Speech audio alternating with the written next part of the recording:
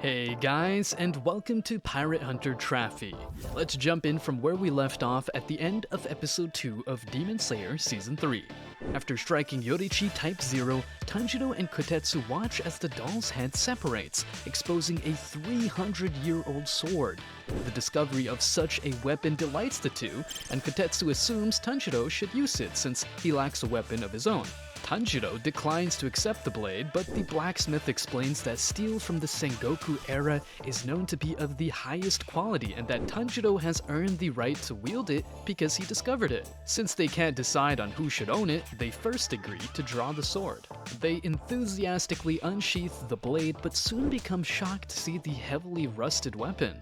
Suddenly, loud footsteps shake the earth. They turn to see Hotaru Haganezuka, who is now very muscular, approaching them and declaring that the decision about the sword should be left in his hands. After being perplexed by the older swordsmith's statement and feeling that it should be Kotetsu's, Tanjiro and Kotetsu attempt to take the item away from him, but Hotaru is adamant about keeping it. The smith ignores Tanjiro's remark that he had been seeking him and eventually pulled the sword away by shoving the two to the ground. They are joined by Kozo Kanamori, who quickly shows them how to tickle Hotaru's sides to make him tired and quiet down for a while. They are perplexed by the man's juvenile antics. In order to surprise the Demon Slayer, Kozo tells Tanjiro that Hotaru had isolated himself in the mountains to practice creating a blade that wouldn't break for him. He continues by saying that Hotaru is grateful to Tanjiro for having faith in him to create a sword because other Demon Slayers despise him, which Kotetsu attributes to having terrible social skills. As soon as Hotaru awakens, he ecstatically exclaims that he will polish and restore the rusted blade. Kotetsu then points out that he should have said as much earlier, which angers the muscular smith and causes him to seize the boy. Tanjiro and Kozo then tease him until he passes out to save the child. Hotaru temporarily gives Tanjiro a different blade to use before departing, and the swordsman is grateful for it.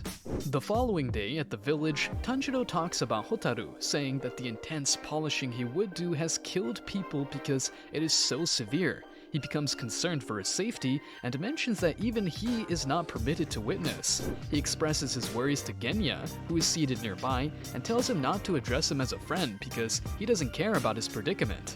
Genya then confesses that Tanjiro broke Genya's arm at final selection, but Tanjiro claims it was because he hit a female. Tanjiro is perplexed by this denial of friendship and offers him a rice cracker, but Genya smashes it. Tanjiro notices that Genya is speaking while recalling that he is missing a tooth, which Genya fiercely rejects. Tanjiro pulls out the missing teeth in an attempt to replace it, which disgusts Genya and causes him to send him out of the room. He thinks about Genya's persistent rage and concludes that it is caused by hunger as he braids Nezuko's hair in the manner of Mitsuri's while alone in his chambers. Elsewhere, a swordsmith discovers an elaborate vase on the stairs as he returns home from the hot springs. As he moves forward to grab it, he is immediately drawn inside, whereupon his body is forced through the entrance and completely consumed. The vase then spits him out, the smith barely alive and his body horribly disfigured. Gyoko appears and screams about how the swordsmith's body tastes bad. He has infiltrated the swordsmith village and intends to destroy it to render the Demon Slayers helpless.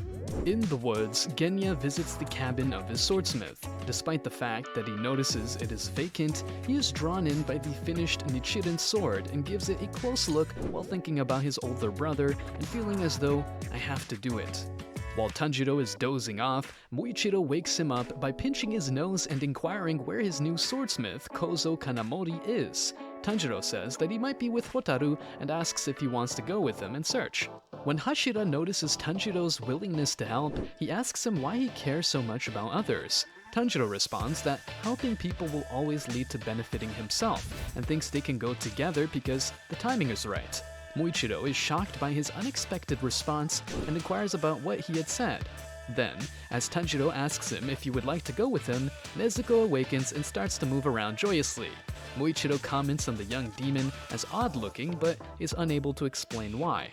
The two start to hear someone outside their room all of a sudden. An anxious and sorrowful Hantengu starts to crawl in their direction as the door glides open. Despite their confusion at his abrupt appearance, Tanjiro and Muichiro swiftly recognize that the demon is an upper rank. The Hashira draws his sword from its scabbard and activates mist breathing, fourth form shifting flow slash. He rushes towards the demon and slashes, but misses, finding Hantengu lying on the ceiling with a tiny cut and pleading with them not to continue tormenting him until he recovers. Tanjiro utilizes Hinokami Kagura Sunflower Thrust, putting aside his fears and breathing swiftly in time with the technique. However, he also misses the now on the floor Hantengu, further perplexed by the demon's lack of resistance. Nezuko, who is getting bigger, kicks the demon hard and knocks him into the wall, but Tanjiro cautions her against utilizing the form because it will just speed up the process of turning into a complete demon. Muichiro recognizes his opportunity after the kick renders the demon unconscious and beheads Hantengu. However, Tanjiro reminds Muichiro to be vigilant, as beheading does not always exterminate upper-rank demons. The demon's severed head mysteriously assumes a new form and develops a new body, while the headless body develops a new head and form. While Muichiro strikes the demon in front of him, Tanjiro decides to take the standing demon. The demon uses a leaf-shaped Uchiwa to blast the mist Hashira away before he can reach it with his blade. This severely damages the area and forces Nezuko to hold Tanjiro down to prevent him from flying away as well. When Muichiro takes off, the Uchiwa-wielding embodiment of pleasure chuckles and asks his colleague demon Sekido if he agrees. The manifestation of rage complains that it wasn't enjoyable and rants angrily at Karaku, the demon, about having to join forces with him. Sekido uses his Kakara to conjure lightning bolts that paralyze the siblings as Tanjiro attempts to prepare an attack on them. Tanjiro notices someone on the roof above them as he reels from the onslaught and nearly passes out. Genya fires Nichiren's steel shot at the demons with a handheld double-barrel shotgun, beheading Sekido but only partially severing Karaku's neck. He sprints down to use his blade to dispatch the second demon, who enjoys launching another assault against him. Tanjiro tries to warn Genya that the demons cannot be defeated if they want him to behead them, as he beheads Karaku. Tanjiro discovers that beheading the demons is not how they can be destroyed because they repair and form new bodies and heads, but he cannot locate a weak point because they all heal simultaneously. When all opponents had been shown, he saw one that seemed to be missing, but when the missing winged demon quickly lifted him up, Nezuko was unable to save him.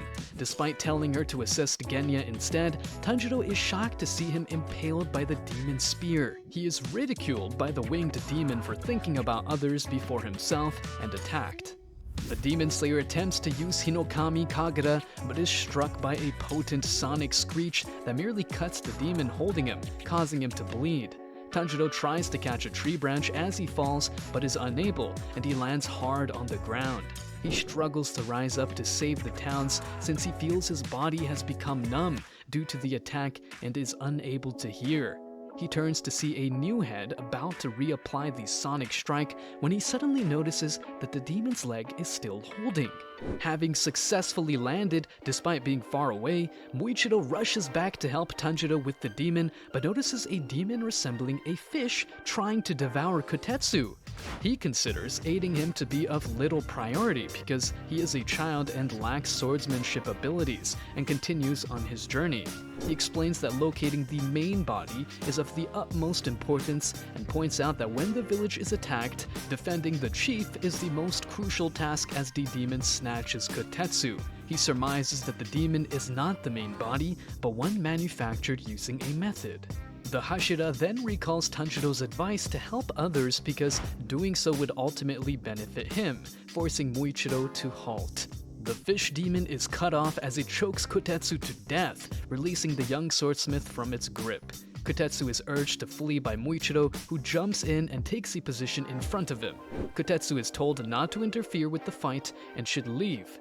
The action has now officially begun. Even though it was entertaining to watch the Slayer's training and recuperation episodes as filler, Demon Slayer's action moments are in another level, and with this episode of Demon Slayer, we received a preview of what's to come. We have some genuinely exciting powers this season as the demons and slayers continue to step up their game. Hantengu is an upper rank demon for a reason, despite his cowardice. Every time he gets beheaded, he splits into a clone, which is a fairly cool defense. Regarding Tokito, there is undoubtedly something going on with him that could alter our impression of him as the apathetic slayer who enjoys daydreaming. Click the next video to find out how Tanjiro fares against an upper rank all on his own, and remember to like, share, and subscribe if you enjoyed the video.